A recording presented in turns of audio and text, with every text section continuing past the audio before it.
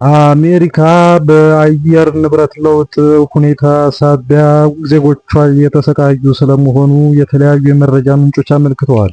ከዚሁ ጋር በተገናኘ ታሪካዊ ነው የተባለ የበረዶ አውሎ ንፋስ ድፍን አሜሪካን እያናወጠ እንደሚገኝ ተነግሯል። የተከሰተው የሸቀጥ ቀውስ በእጅጉ አነጋጋሪ ስለመሆኑ የአሜሪካ መገናኛ ብዙሃን አመልክተዋል። ዜጎች ማድረግ ያለባቸውን ጥንቃቄ በተመለከተ በዛሬው የመረጃ ጊዜያችን ላይ የምናቀርብላችሁ ይዘት ይኖረናል። አድማጭ ተመልካቾቻችን የሚኪያስ ሚዲያ ነው። ስለምትከታተሉን እያመሰገንን ሰብስክራይብ እንድታደርጉን በእጅግ በአክብሮት እንጠይቃችኋለን። ሰብስክራይብ ያድርጉን። አሁንም በአሁኑ ሰዓት ከመካከለኛው አሜሪካ ማለትም ሚድዌስት ከተሰኘው ስፍራ አንስቶ እስከ ሰሜን ምስራቅ ወይም ኖርዝ ኢስት እና ደቡባዊ ግዛቶች ድረስ የተዘረጋው ግዙፍ የክረምት አውሎ ንፋስ ማለትም ዊንተር ስቶርም አሜሪካን ከፍተኛ ቀውስ ውስጥ ከቷታል።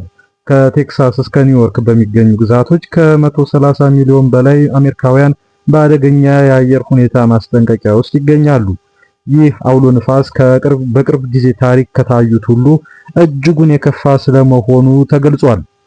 አውሎ ንፋሱ ወደ 2000 ማይልስ ማለትም 3200 ኪሎ ሜትር የሚሸፍን ሲሆን የተለያዩ አደገኛ ሁኔታዎችን በእነዚሁ ስፍራዎች ላይ እንደፈጠረ የአገሪቱ መገናኛ ብዙሃን ዘግቧል።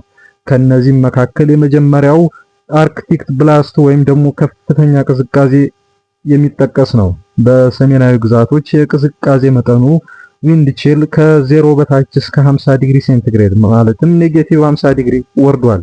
ይህ ቅዝቃዜ ቆዳን በደቂቃዎች ውስጥ ሊያደነዝዝና ለሞት ሊዳርግ የሚችል ነው። እንደ ቺካጎ፣ ቦስተን እና ኒውዮርክ ባሉ ከተሞች ደግሞ ከፍተኛ በረዶ ክምችት የታየ ሲሆን በደቡባዊ ግዛቶች እንደ ቴክሳስ እና ኦክላሆማ ደግሞ መንገዶችን ወደ መስታወትነት የቀየረ አደገኛ የበረዶ ግግር አይስ ስቶርም ተከስቷል። ይህ የአየር ሁኔታ በከሰተው የእንቅስቃሴ ገደብ ምክንያት የአሳሳቢ የሆነ የሸቀጥ እጥረት መፍጠሩን ነው የተመላከተው። የዚህ አውሎ ንፋስ ትልቁና አሳሳቢው ገጽታ የፈጠረው የኢኮኖሚና የሸቀጥ እጥረት ቀውስ ነው ሲሉ ነው እነዚህ መገናኛ ብዙሃን ሁኔታውን የገለጹት። ባዶ የሆኑ ሱቆች በየቦታው እየታዩ ይገኛሉ። አውሎ ንፋሱ ከመምጣቱ በፊት በተፈጠረው የመደናገጥ ግብይት ወይም ፓኒክ ባይንግ ሰዎች ሱቆችን ወረዋል። ንጹህ ውሃ፣ ወተት፣ ዳቦና የታሸጉ ምግቦችን ጠራርገው ገዝተዋል። በዚህም ምክንያት በአሁኑ ሰዓት በብዙ ግዛቶች የሚገኙ የሱቅ መደብሮች መደርደሪያቸው ባዶ ሆኖ እንደሚታይ የዜና ምንጮች አመልክተዋል። በአውሎ ንፋሱና በበረዶ ምክንያት ዋና ዋና አውራ ጎዳናዎች ወይም ደግሞ ኢንተርስቴት ሃይዌይስ በመዘጋታቸው ሸቀጥ የሚያመላልሱ የከባድ ጭነት መኪናዎች መንቀሳቀስ አልቻሉም። ይህም ማለት አዲስ ምርት ወደ ከተሞቹ መግባት አልቻለም።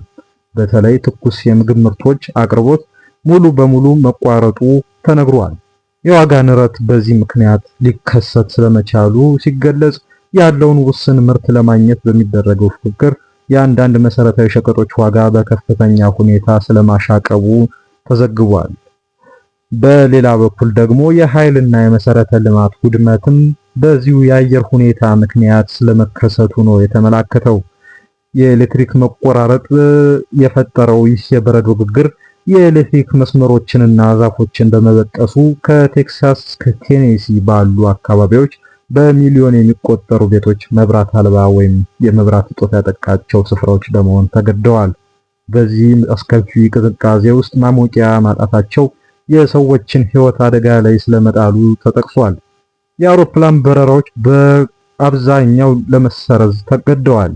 ከ5000 በላይ በረራዎች የተሰረዙ ሲሆን ተጓዦች በአየር ማረፊያዎች ውስጥ ተቀርቅረው ወይም ደግሞ እዛው እንዲያርፉ ተገደው ይገኛሉ።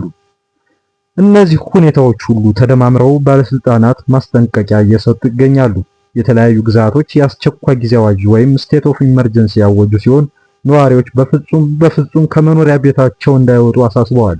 በተለይ በቴክሳስ እና ኦክላሆማ መንገዶች ላይ መኪና ማሽከርከር ራስን የማጥፋት ያህል ነው ተብሏል። ማለትም ራስን ለሞት የመዳረግ ያህል ስለመሆኑ የተጠቀሰው።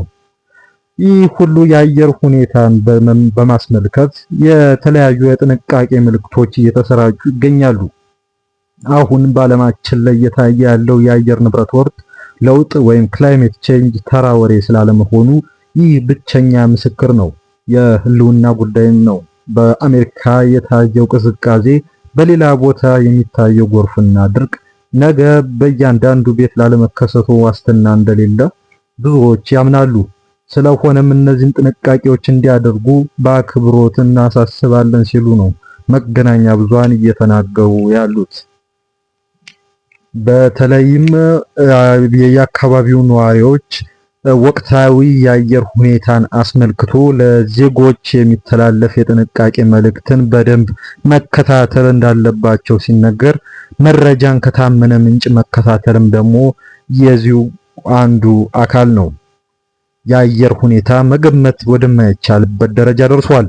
ስለዚህ የሜቴዎሮሎጂ ትንበያዎችንና የመንግስት ማስጠንቀቂያዎችን ዘወትር መከታተላችሁ እንዳትዘነጉ። ዛሬ ፀሐይ ነው ብላችሁ ብቻ በመውጣት አትዘናጉ።